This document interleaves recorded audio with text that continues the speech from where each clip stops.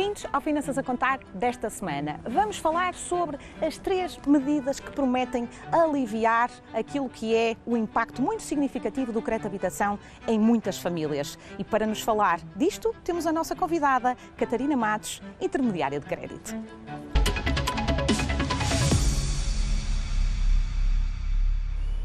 Olá, Catarina. Bem-vinda. Olá, Karina. Foram implementadas medidas recentemente que são muito importantes. E a primeira medida tem como objetivo reduzir aqui e estabilizar as prestações. Como é que isto acontece na prática? Bom, como nós sabemos, recentemente foram anunciadas algumas medidas pelo nosso Governo com vista a fixar e estabilizar a prestação por um período máximo de até 2 anos, a prestação do crédito de habitação das pessoas que pretendam aderir a esta medida. É verdade também que um dos principais objetivos passa por mitigar aqui este efeito nefasto do aumento constante do indexante, que tem estado constantemente, portanto, a subir, e tem como principal objetivo também evitar que as famílias portuguesas entrem em incumprimento, mais ainda em incumprimento, como aconteceu, como nós bem nos lembramos, não é? Nos anos 2008, 2009, portanto, no seguimento do subprime, e, portanto, o que tem acontecido é que quer o próprio Governo, quer, portanto, as próprias entidades mutuantes, em conjunto, têm encontrado aqui medidas que permitam, então, mitigar esses efeitos que são nefastos, como nós sabemos, e que têm sido vistos com muito bons olhos. Existem mais medidas e já lá vamos, mas primeiro queria porque é uma dúvida que poderá ser partilhada com os nossos telespectadores, que é esta questão do indexante, que é aplicar um indexante, tem aqui um desconto de 30% nos encargos dos juros. Há muitas dúvidas sobre isto. Como é que é isto na realidade? Bom, é assim, já muitas informações têm surgido e eu, curiosamente, tenho visto algumas delas e algumas contrariamente erradas e, portanto, é preciso ter muito cuidado com a informação que se passa. E, aliás, estas medidas podem ser consultadas publicamente. Bom, de forma assim muito objetiva, para que toda a gente e os telespectadores possam perceber. O que vai acontecer na prática é que, e antes de explicar a questão do desconto, ou se é um desconto, ou se é um alívio, é importante perceber que quando se faz um financiamento, há aqui uma componente que é a componente de juros. E o que é esta componente de juros? São aqui no fundo, dois ingredientes. Por um lado, o indexante, que é o tema da ordem, não é? Que é a chamada Euribor. A chamada Euribor, e que se tem falado muito, portanto, no indexante a 6 meses, que é esse que está aqui em questão. E depois o próprio spread, que é, na gíria, vamos dizer assim, é a margem do lucro do banco. Okay? Portanto, esta medida que foi recentemente anunciada tem como objetivo fazer o quê? Haver aqui uma redução em apenas 30% deste indexante. Portanto, vamos imaginar que o indexante hoje se encontra, por exemplo, em 4,1%.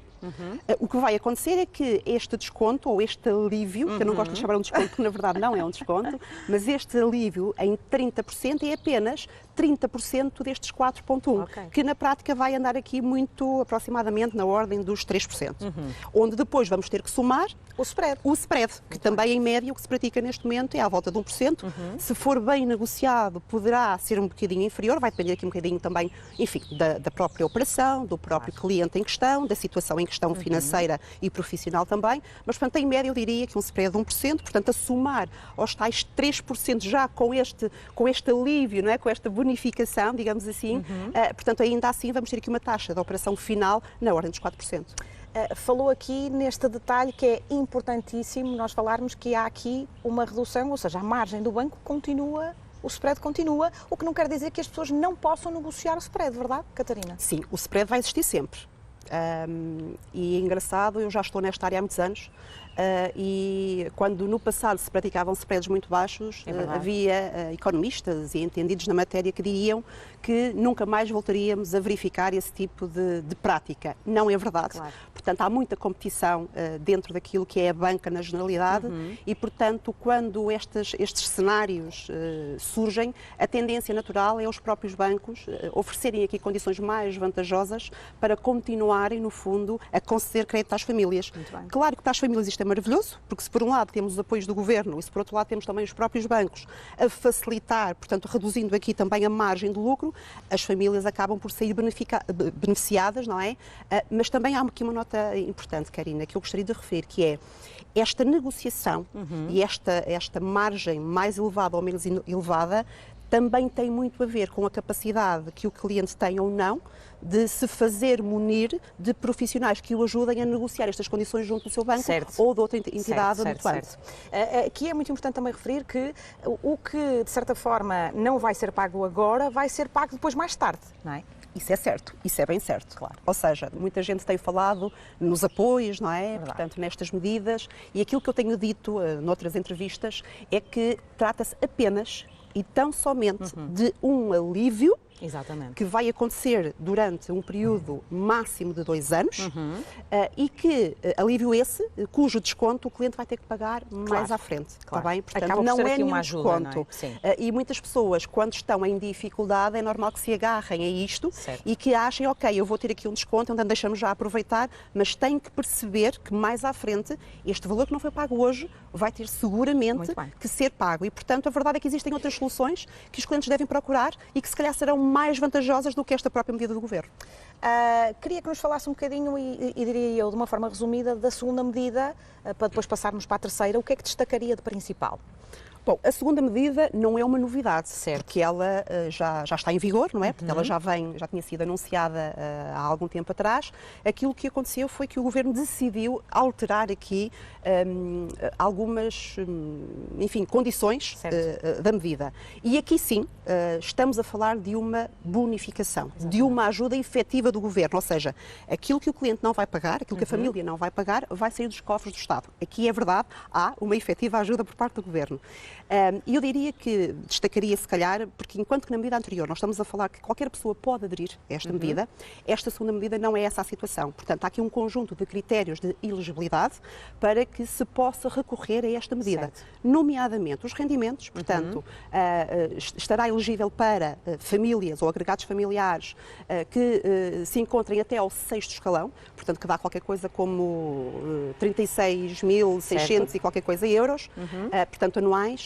Depois tem a ver também com, esta medida só se aplica para financiamentos para a aquisição de habitação própria e permanente, cujo financiamento não pode ultrapassar, na altura em que foi concedido, os 250 mil euros.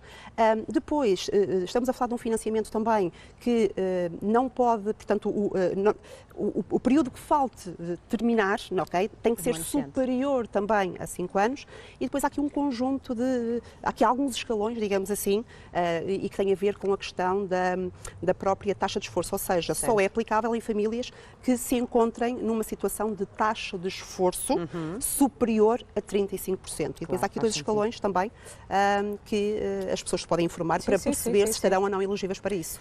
E pegando agora numa terceira medida que também é importante, que acaba por ser um bocadinho associada à Comissão do Reembolso Antecipado, aquilo que foi alterado, corrija-me se eu estiver errada, é que aumentou até 2024. Portanto, nós tínhamos a não cobrança dos 0,5% para a taxa variável ou 2% para a taxa fixa até 31 de dezembro e passou para 2024, é isto, não é? É isso mesmo. E esta medida é uma medida também muito importante. Portanto, os portugueses podem perfeitamente recorrer a ela se pretenderem fazer amortização, e para que percebam o que é isto, a amortização, que eu acho que são conceitos tão... assim, uma das coisas que os nossos clientes dizem quando nos procuram tem a ver com a literacia dos bancos. Certo, falar a linguagem, não é? Em perceber o que é isto, a amortização. Quando se faz um financiamento, assina-se um contrato. E este contrato tem condições. Certo. E uma das condições que fica definida em contrato é que eu vou pagar o meu financiamento por um determinado período de tempo. Se eu quiser pôr fim a este contrato antecipadamente, eu tenho uma cláusula penal. Portanto, que é o que nós chamamos a penalização por amortização antecipada. Face a esta medida, que foi implementada recentemente, aquilo que vai acontecer é que os portugueses vão poder fazer esta amortização total ou parcial sem ter que pagar esta penalização. Quando se fala em penalização, as pessoas ficam muito assustadas, mas é preciso perceber, e dando aqui um exemplo, se eu tiver hoje, imagine, 10 mil euros que recebi uma herança ou vendi um terreno, enfim, e que não saiba muito bem o que é que vou fazer com estes 10 mil euros. E esses 10 mil euros podem ser aproveitados Podem para... e devem. Claro. Ok? Se calhar há 2 anos atrás eu não diria isto, porque as taxas de juros estavam negativas e, portanto, isto não faria muito sentido. Da forma como as taxas de juros estão hoje, eu aconselho todos os portugueses, sempre possível, que possam fazer esta amortização. Porque estes 10 mil euros, o que vai acontecer é que a penalização é de apenas 500 euros. Certo. E se eu não aplicar este montante, aquilo que vai acontecer é que no final do contrato eu não só vou pagar estes 10 mil euros, como vou pagar mais cerca de 8.500 euros em juros. Claro. Para terminar, mesmo para fechar, quando é que esta medida entra, quando é que estas medidas entram em vigor e os portugueses podem começar a utilizar? Muito bem. Portanto, a medida foi anunciada recentemente, já foi promulgada pelo Sr. Presidente da República e, portanto, ela vai entrar em vigor a partir do dia 2 de novembro e, a partir dessa altura, todas as famílias, todos os portugueses podem, aqui, na minha opinião, 3 formas de o fazerem. Podem dirigir-se à sua agência bancária e submeterem o pedido. O banco vai ter aqui, obrigatoriamente, 15 dias para dar uma resposta e o cliente depois tem 30 dias para dizer se vai aceitar ou não a proposta que o banco fez. Pode fazer este pedido também de forma digital, portanto, no site do banco. E há aqui uma terceira solução que me parece muito importante, que é recorrer, de facto, a um profissional da área de intermediação de crédito, porque ele vai encontrar, muito provavelmente, outras soluções mais vantajosas que não passem só e exclusivamente pelas medidas do Governo. Muito bem. Obrigada, Catarina. Obrigada, eu. Obrigada.